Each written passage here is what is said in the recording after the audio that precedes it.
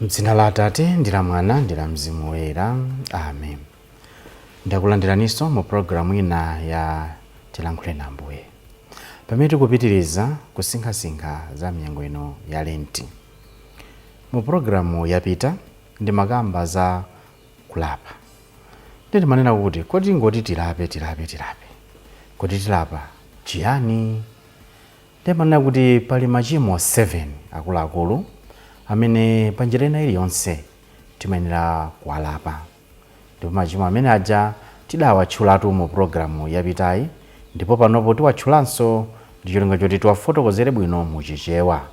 Tidakamba nkhani ya pride kapena kuti vain glory, kunyada. Tidakamba za greed, ndiye kuti kumafuna zathu zabwino zonse zikhale zanga zokha, kudzunjikira zinthu, greed, munthu wongofuna chilichonse chikhale chake. Tidakamba za envy, nsanje, kaduka, chinthu choyipa kwambiri.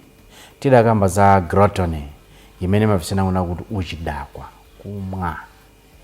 Tidakamba za wrath, anger, kapena kuti mkwiyo, kapena kuti kukwiya. Tidakamba za sloth, kapena unena kuti kukhala nawo mtima wochita zinthu zosayenera. Choncho za machimo amenewa tifuna kuti lero tiyambe imodzilimodzi mwa machimo amenewa. Poyamba, pride. Kunyada kapena kudzikonda ndi tchimo lalikulu kwambiri, ndipo limabweretsanso machimo osawerengeka komanso ambiri. Ndipo kunyada kumatipangitsa kuchita zinthu zosiyanasiyana zimene mapeto ake nthawi zonse zimakhala zoyipira ena komanso zotiyipira ifeni. Mwachitsanzo, kunyada kukhoza kupangitsa kuti tikhale afarisi, chiphamaso, hypocrisy. Chifukwa munthu wonyada mwachitsanzo akhoza kumadzionetsa kuti ali chakuti chimene asali, pretense. Akhoza kumakamba nkhani za zinthu zimene they don't exist, kulibe. Akhoza mwina kukana makolo ake amene chifukwa mwina chaumphawi. Akhoza kunyoza anthu ena poona ngati iwo ndi otsika, iyeyo ndi okwera kwambiri. Choncho tikamakamba za kunyada, pride ndi tchimo limene limatha kubereka machimo ochulukanso.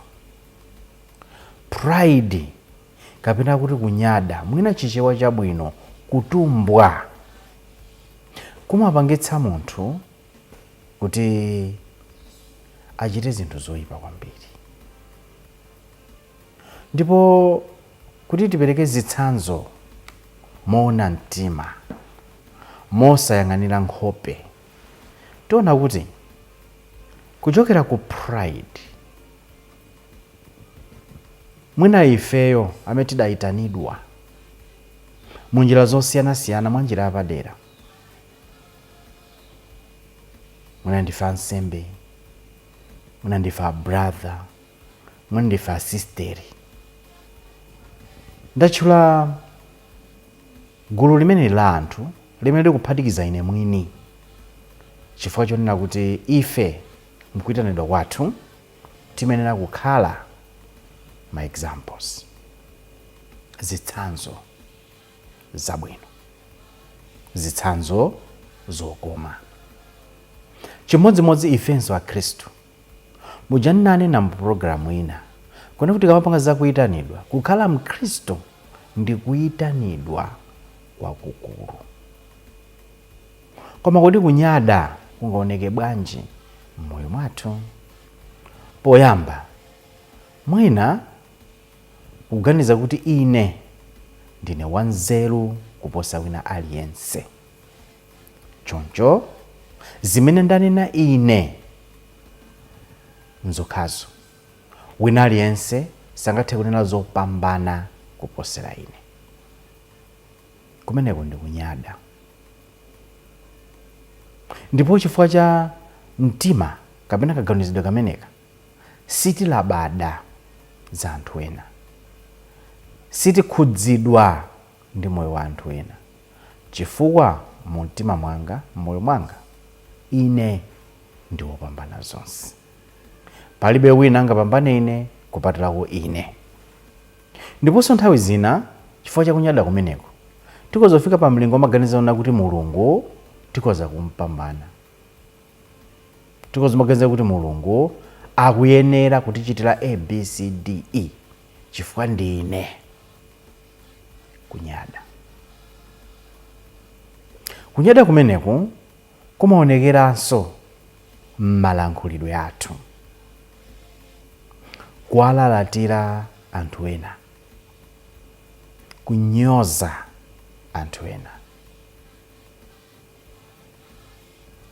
Tikamaganiza kunena kuti dziko limazungulira pa ife, ndiye kuti tafika pa chindeyinde pa kunyada kwathu. Pride simva maganizo anthu ena. Ndiye inu mutaganiza mmoyo mwanu pa zimene ndanena apa, kuti zimene zimachitika mmoyo mwanu, kuti inu mafuna kuti anthu adzingomva za inu nokha, asamve za wina aliyense. Kodi inuyo mumatengako maganizo anzanu? Nanga inuyo olotu kunyada, kuseketsa kuno kwa kunyada kozokhala kuti munthu avala shati yong'ambika ndithu, komabe kumagazana kuti shati yakoyo yopambana shati ya munthu wina aliyense. Anthu kumakhala convinced za zimenezo. Mwina uli ndi galimoto yakutha, koma kumagazana kuti galimoto yako yopambana galimoto onse, ndipo you are convinced kuti ndimene izilili. That is how far pride can bring us to. Iko zotifikitsa mpaka kumeneko. Nthawi zinanso mwina tapita kumudzi, takayendera makolo, takayendera abwenzi athu, mwina akutipatsa chakudya. Kwa iwo mwina atikonzera mwachitsanzo ndiwo ngati mezilire mazira, zimene kwa iwo ndikuti atikonzekera bwino kwambiri. Ndiye tidzikanira kuti mungandiphikire mazira ndi chakudya cha mmawa. Kunyada. Andi zimachitikanso nthawi zina chifukwa cha mwina kusukulu, kuti mwina chifukwa tidaphunzira aliyense sitingamuone ngati munthu. Mwina chifukwa choti ndi degree aliyense atigwadire ifeyo.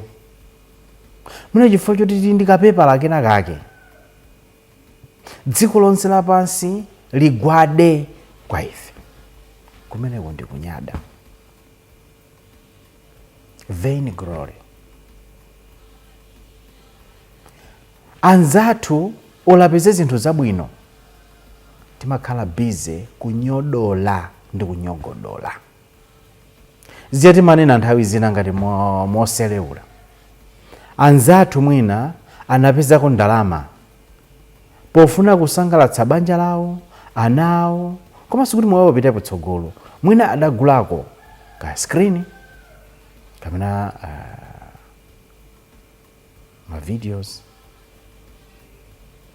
Momwe kuti tithokoze Mulungu kuti anzathu akutsogola, nditi mamba upanga kufotokozera kapena tite describing, kufotokozera screen ya anzathu adagulatu cha nkhongo, chakuta chachikalekale. Koma tuna zimenezonso ife cha nkhongo chonso tilibe. Kwa because we feel tikuganiza kuti ife ndifo pambana aliyense, We can't appreciate. Sitingathokoze Mulungu kapena kuvomereza kuti anzathu akutsogola. Ayi. Adagula chankho ine ndipo ndikagula plazima, ndikagula mainchesi mwakuti chikakhala pa silimu ya kwathu, koma chonsecho ndiwe kapuntha buye ngati ine. Kuti tipite mu akaunti mwinaso mulibe ndalama komwe. But you are busy kunyodwa ndi kunyogolola anthu ena simply because you are proud. Ndipo tinenero panoto tikamanena kuti pride sinena kuti anthu onyada ndi anthu olemera okhaokha bodza. Tiliponso anthu ena osauka onyada kopitira mwezo. Mwinaso anzathu achuma okhala anthu odzichepetsa. Pride ndiyo ipa. Pride, it can even lead us to murder, kupha, because of pride. Musinge lero moyo mwanu.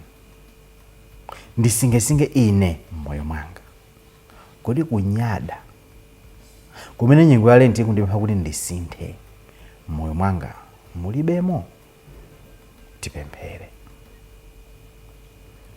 Ambuye Mulungu tithandizeni kukhala anthu odzichepetsa. Monga mwana wana anadzichepetsa posiya umulungu nkudzakhala munthu. Podzafanso pa mtanda ngakhala nali Mulungu kuti atiwombole.